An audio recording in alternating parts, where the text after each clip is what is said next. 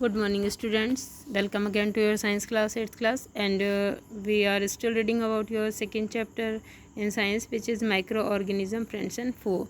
And in this chapter, we have learnt many of topics like what is microorganism and uh,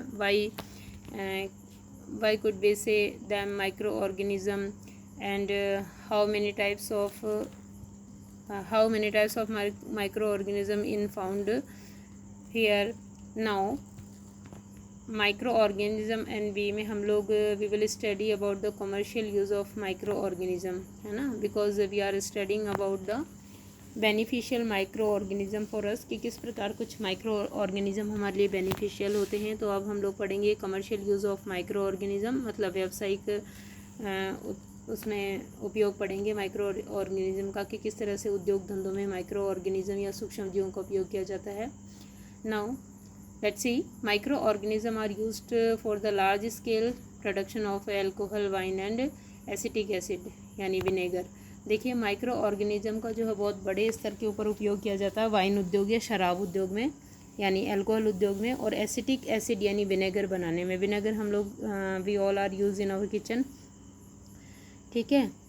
east is used for commercial production of alcohol. Yeast जो है, yeast is a fungi, yeast is a fungi which is use for fermentation of anything, है ना, जो कि किसी भी चीज़ के किण्वन के लिए उपयोग में ली जाती है। और all the wine industry depends a basic rule which is fermentation. Fermentation ही एक बेसिक रूल है किसका, एल्कोहल का या वाइन इंडस्ट्री का, इसी के ऊपर डिपेंड है। तो ईस्ट का उपयोग जो है वो वाइन उद्योग में किया जाता है of alcohol and wine, alcohol शराब और एल्कोहल बनाने के लिए। For this purpose yeast is grown on natural sugars, ठीक है, present in grains like barley, wheat, rice और क्रश्ड फ्रूट जूस एट्सेट्रा। इसीलिए जो है वो ईस्ट का कृत्रिम माध्यम में संवर्धन किया जाता है, यानी ईस्ट को कृत्रिम माध्यम या प्रयोगशालाओं में या कुछ संवर्धन मीडियम में उगाया जाता है। वो मीडियम किस किस से बनाए जाते हैं, जौ से, गेहूं से, चावल से और क्रश्ड फ्रूट और मसले हुए फ्रूट्स को किण्वित करके बनाए जाते हैं, उनमें ईस्ट की वृद्धि की जाती है। Activity 2.4, take a 500 ml beaker filled up to 3/4 with water. 500 ml का एक बीकर लेना है और उसको 3/4 भर देना है, 3/4 जो है पानी से भर देना है। Dissolve 2-3 teaspoon of sugar in it. अब इसके अंदर जो है 2 से 3 टीस्पून आप शुगर की डालिए। Add half A spoon of yeast powder, और आधा चम्मच ईस्ट पाउडर का घोल, ईस्ट पाउडर को डालिए इसमें। देखिए we can buy yeast powder easily from the market, ठीक है। Spoon of yeast powder to the sugar solution. अब शुगर सॉल्यूशन हमने देखा था कि ईस्ट जो है क्या किया जाता है, for this purpose yeast is grown on natural sugars, है ना, present in grains like barley, wheat, rice, crushed fruit juice आदि, क्योंकि इनके अंदर भी शुगर है। यहाँ पर भी हमने शुगर डाली है, किस लिए, ईस्ट के संवर्धन के लिए। Now smell the solution.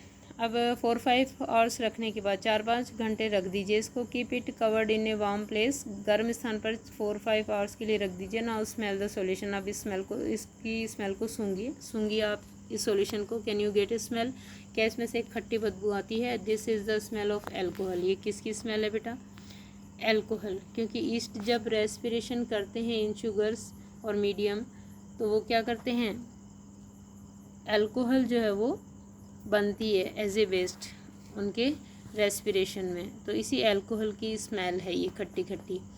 Has been convert into alcohol by yeast, ठीक है ना, शुगर को किस में चेंज कर दिया गया है, एल्कोहल में बदल दिया गया है ईस्ट के द्वारा। This purpose of conversion of sugar into alcohol is known as fermentation. इस तरह से शर्करा को किस में बदल देना, एल्कोहल में बदल देना जीवाणुओं के द्वारा, ये क्या कहलाता है, या ईस्ट के द्वारा, ये फर्मेंटेशन या किण्वन कहलाता है। Now Louis Pasteur discovered fermentation in 1857। देखिए फर्मेंटेशन को किसने खोजा था, 1857 में लुई पास्चर ने खोजा था। He was a scientist.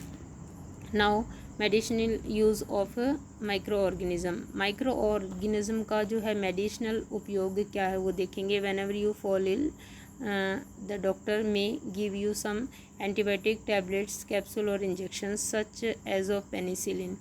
आप जब भी बीमार पड़ते हो तो डॉक्टर आपको जो है वो एंटीबायोटिक्स या कुछ प्रतिजैविकों के इंजेक्शन, टैबलेट या कैप्सूल देता है, जैसे कि पेनिसिलिन का injection. The source of these medicine is micro organism. In medicine या दवाइयों का जो सोर्स या स्रोत है वो माइक्रो ऑर्गेनिज्म ही है, यानी सूक्ष्म जीवों से ये दवाइयाँ बनाई जाती है। दीज मेडिसिन किल और stop the growth of the disease causing और माइक्रो ऑर्गेनिज्म। ये जो प्रतिजैविक या एंटीबायोटिक्स आपको दी जाती है ये बीमारी पैदा करने वाले रोगों की वृद्धि को रोक देती हैं या फिर उन्हें मार देती हैं। सच मेडिसिन्स आर कोल्ड एंटीबायोटिक्स। और ऐसी मेडिसिन्स को क्या कहा जाता है? एंटीबायोटिक्स कहा जाता है। तो what is antibiotics? You will do from here. These days a number of antibiotics are being produce from bacteria and fungi. इस समय में कई सारी प्रतिजैविक जो है वो फंगी यानी कवक और बैक्टीरिया से बनाई जा रही है, like streptomycin, tetracycline and erythromycin. These all are antibiotics. ठीक है ना, स्ट्रेप्टोमाइसिन, टेट्रासाइक्लिन और इरिथ्रोमाइसिन, ठीक है, are some of the commonly known antibiotics which are made from fungi and bacteria. ये कुछ कॉमन एंटीबायोटिक्स हैं जो बैक्टीरिया और फंगी से बनती है। Here is something more for you. In 1929 में Alexander Fleming was working on a culture of disease causing bacteria. देखिए अलेक्जेंडर फ्लेमिंग जो थे एक साइंटिस्ट थे और वो किस पे काम कर रहे थे? वो डिजीज़ कॉजिंग बैक्टीरिया के ऊपर, बीमारी उत्पन्न करने वाले बैक्टीरिया पे काम कर रहे थे। Suddenly he found the spores of a little green mould in one of his culture plate. Suddenly उन्होंने अपनी कल्चर प्लेट संवर्धित जो जहाँ संवर्धन किया था उस प्लेट के ऊपर उन्होंने हरे रंग की क्या देखी? मोल्ड देखी, ठीक है, शवाल देखी। He observe that the presence of mould prevented the growth of bacteria. उन्होंने देखा कि ये मोल्ड जो है इसने कई सारे बैक्टीरिया को, जो डिजीज़ कॉजिंग बैक्टीरिया था, उनको उनकी ग्रोथ को रोक दिया है। In fact it also killed many of these bacteria. और इनफैक्ट इसने उनमें से बहुत सारे बैक्टीरिया मार भी डाले। From this the mould penicillin was prepared. और ये मोल्ड जो थी वो क्या थी? कवक थी एक प्रकार की, जिसको पेनिसिलियम कहा जाता था, ठीक है ना। इस तरह से ए एंटीबायोटिक्स जो discovered by the Alexander Fleming from green mold which is called penicillin, ठीक है। ये पेनिसिलिन जो है वो आज एंटीबायोटिक्स के रूप में काम में ली जाती है। Now go ahead. The antibiotics are manufactured by growing specific microorganism and are used to cure a variety of disease. देखिए antibiotics are manufactured by growing specific microorganism. कुछ विशिष्ट प्रजाति के माइक्रो ऑर्गेनिज्म से जो है वो antibiotics बनाई जा रही है और इनकी कई वैरायटियों को कई तरह की बीमारियों पर काम में लिया जा रहा है। Antibiotics are even mixed with the feed of livestock and poultry to check microbial infection in animal.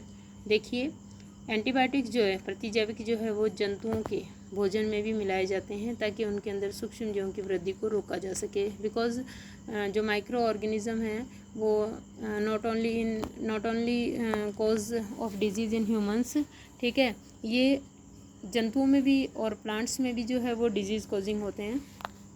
They are also used to control many plant disease. ये जो है कई सारी प्लांट डिजीज़ को भी रोकते हैं। It is important to remember that antibiotics should be taken only on the advice of qualified doctor. देखिए ये ध्यान रखिए हमेशा कि एंटीबायोटिक्स या प्रतिजैविक जो है वो एक अच्छे डॉक्टर की सलाह पर ही लेने चाहिए आपको।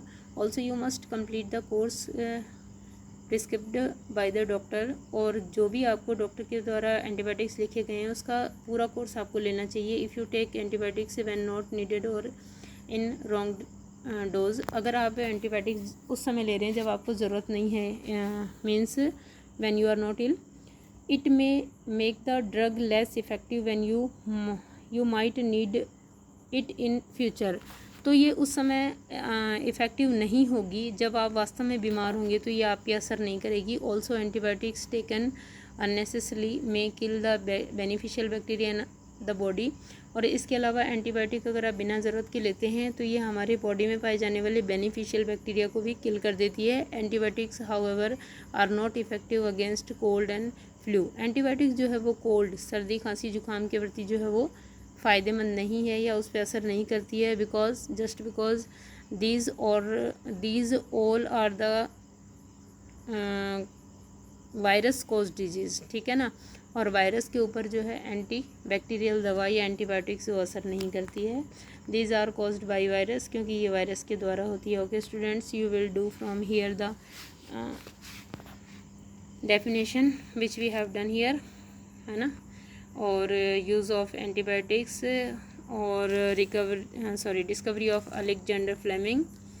Okay students, your next topic in your next video.